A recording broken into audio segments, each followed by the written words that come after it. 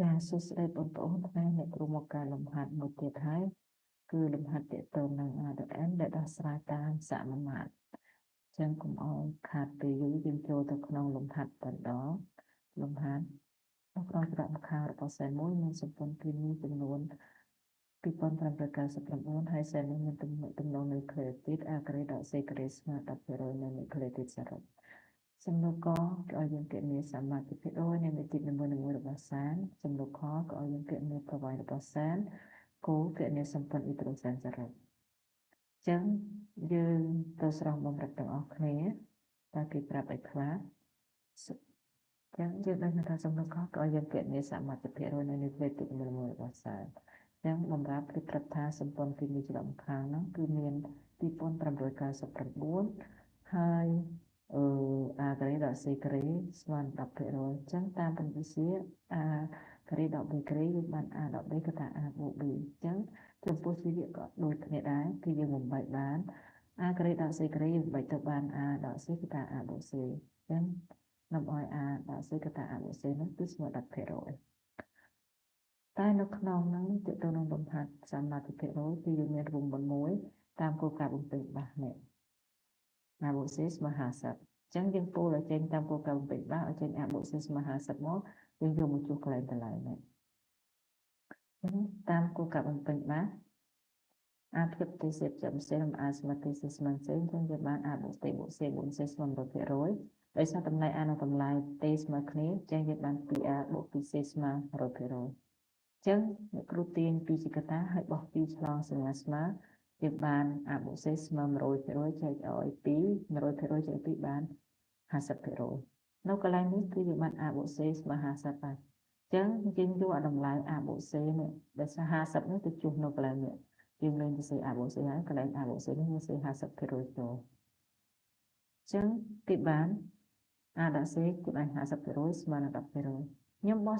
50%ឆ្លងសញ្ញាស្មើចឹងយើងបាន A ដក C ស្មើ10%ចែកឲ្យ50%ចឹងភាគរយដូចគ្នាគឺយើងសម្រួលអស់មាននៅសល់ A ដក C ស្មើ10លើ50ដោយសារមិនសមីការមួយរបស់យើងសមីការមួយរបស់យើងគឺជាភាគរយនេះ A បូក C ស្មើ50%ចឹងដល់ពេលសមីការនេះយើងបាន A ដក C នឹង10ភាគ50យើងអាចយកទៅចងសម្ព័ន្ធជាមួយគ្នាបានដោយសារខាងលើជាភាគរយខាងក្រោមជា10ភាគ50អញ្ចឹងដើម្បីបានជាភាគរយនោះត្រូវតែភាគ3វា100អញ្ចឹងយើងធ្វើម៉េចឲ្យភាគ3នេះទៅជា100អញ្ចឹងដើម្បីបានទៅជាភាគ3 100វាជាភាគរយនោះត្រូវតែភាគ3 100តែនេះមានភាគ3ទៅ50អញ្ចឹងយើងធ្វើម៉េចឲ្យវាទៅជាភាគ100យើងគុណថែមនឹង2ខាងក្រោមគុណនឹង2ខាងលើយើងគុណនឹង2ដែរអញ្ចឹងយើងបានខាងក្រោមគុណនឹង2បាន100ខាងលើគុណ2បាន20ចឹងពេលនេះយើងអាចសរសេរភាគរយបានហើយព្រោះ20ភាគ100ពេលយើងបាន A ដក C ស្មើ20%គឺសមីការ2តាម1និង2មកយើងចង់បានជាសម្ព័ន្ធសមីការណាយើងចង់បានជាសម្ព័ន្ធសមីការនៅពេលនេះគឺសមីការនេះយើងបូក1ដក1ចឹងយើងបូកបំបត្តិពេលបូកបំបត្តិគឺអស់ C យើងបាន A បូក A បាន 2A ចឹង50បូក20គឺបាន70បោះ2ឆ្លងសញ្ញាស្មើយើងបាន70ចែក2ចឹងស្មើឲ្យ35%ពេលនេះរកឃើញតម្លៃ A យើងយកតម្លៃ A ហ្នឹងចូលក្នុង1ចូលក្នុងសមីការ1សមីការ1ចឹងគឺ A បូក C ស្មើ50ចឹងគេបានកន្លែង A នេះ A បូក C ស្មើ50អញ្ចឹងកន្លែង A នេះខ្ញុំលេងទៅសេ A ហើយខ្ញុំសេតម្លៃ35%ចូលចឹងយើងបាន35បូក C ស្មើ50%បោះ35ឆ្លងសញ្ញាស្មើទៅដោយសារតែ35នៅកន្លែងនេះគឺបូកយើងបោះឆ្លងសញ្ញាស្មើទៅជាដកបាន50ដក35ស្មើនឹង15ចឹងដូចនេះមក A ស្មើទេ35% C ស្មើ C ស្មើ15%ចំពោះចំណុចខវិញគឺយើងគណនាប្រវែងរបស់សារចឹងនៅក្នុងលំហាត់យើងស្គាល់តែសម្ព័ន្ធគីមីត្រម្ខាងដែលមាន2599យើងអត់កិនស្គាល់ទេព្រោះថាតើតងនឹងប្រវែងគឺគេឲ្យយើងស្គាល់មិនអាចរកប្រវែងឃើញនេះដែលមានរូបមន្តវាប្រវែងគឺស្មើ12គុណឲ្យ0.44តែយើងទៅមើលសម្ព័ន្ធគីមីត្រម្ខាងរបស់យើងវាមានរូបមន្តដូចនេះចាសម្ព័ន្ធគីមីត្រម្ខាងរបស់យើងគឺយើងមានរូបមន្តបែបនេះគឺ2ដក1 ចឹងបើសិនជាយើងស្គាល់សម្ព័ន្ធគីមីតាមខាង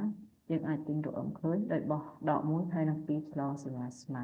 ចឹងបើយើងរកអមឃើញយើងអាចរកប្រវងឃើញណាចឹងដំបូងគឺអូនត្រូវរកអមសិនតាមសម្ព័ន្ធគីមីតាមខាង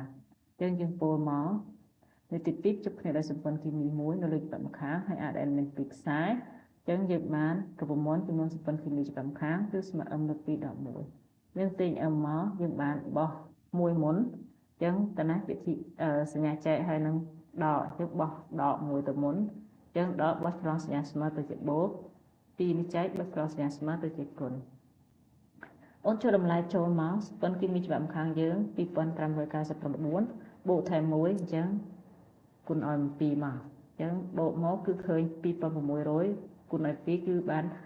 5200ពេលនេះគឺយើងឃើញតម្លៃមកអញ្ចឹងយើងទៅរកប្រវែងទាំងអស់គ្នាណាចឹងរូបមន្តប្រវែងនេះគឺស្មើ L ស្មើ m លើ2គុណឲ្យ 0.34 ចឹងយើង m យើងស្គាល់មិញ5200យើងចូលតម្លៃចូលមកយកមកចែកនឹង2គុណឲ្យ 0.34 យើងឃើញ8804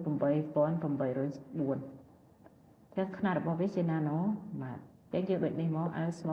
8804ណាណូម៉ាតសំណួរគោលគឺឲ្យយើងគណនាសម្ព័ន្ធអ៊ីដ្រូសែនសរុបប៉ុន្តែរូបមន្តសម្ព័ន្ធអ៊ីដ្រូសែនសរុបគឺយើងតាមដោយ L ដែលមានរូបមន្ត 2A បូក 3 C តោះទៅមើល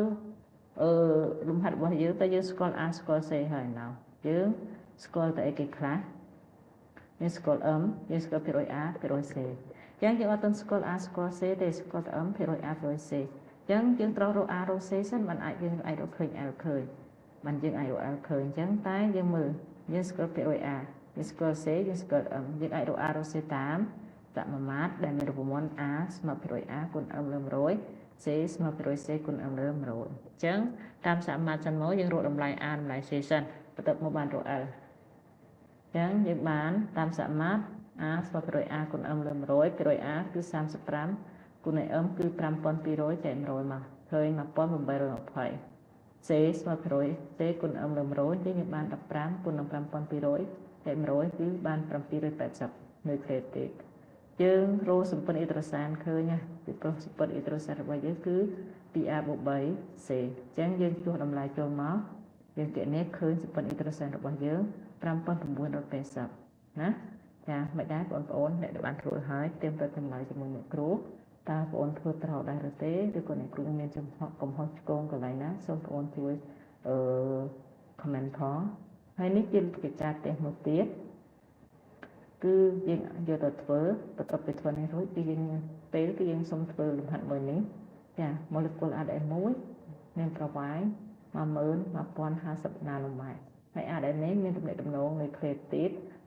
A ក្រេដល់ C ក្រេស្មើ11%នៃក្លេទីតសរុបទំនោរកគឺយើងរកដូចក្នុងហាត់មិញដែរគឺគណនាសមាជិកភាគរយនៃក្លេទីតនីមួយៗរបស់ ADN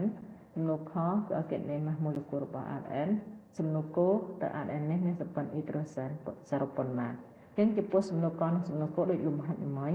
ប៉ុន្តែសំណួរខគឺឲ្យគណនាម៉ាស់ម៉ូវាក៏មិនខុសពីលំហាត់មិញដែរដំបូងគឺយើងរកភាគរយសិនមកពេលយើងរកភាគរយឃើញចំពោះសំណួរខគឺគេឲ្យយើងគណនាម៉ាស់ម៉ូលេគុលអញ្ចឹងយើងរកនឹករូបមន្តម៉ាស់ម៉ូលេគុល ADN ម៉ាស់ម៉ូលេគុល ADN គឺគេប្រាប់លក្ខខណ្ឌបែបនេះគឺយើងប្រើរូបមន្តម៉ាស់ម៉ូ ADN ស្មើ m គុណនឹង300អញ្ចឹងយើងត្រូវរក m ដែរសំណួរខនេះរក m ដែររួចយើងស្គាល់ប្រវែងអញ្ចឹងប្រវែងបើតាមលំហាត់មុនគឺយើងគណនាប្រវែងតាម L តូចស្មើ m លើ2គុណនឹង 0.34 អញ្ចឹងតាមប្រវែងនេះយើងស្គាល់ m យើងអាចរក m ឃើញណាអញ្ចឹងយើងសាកល្បងរកទាំងអស់គ្នាចាសូមអរគុណ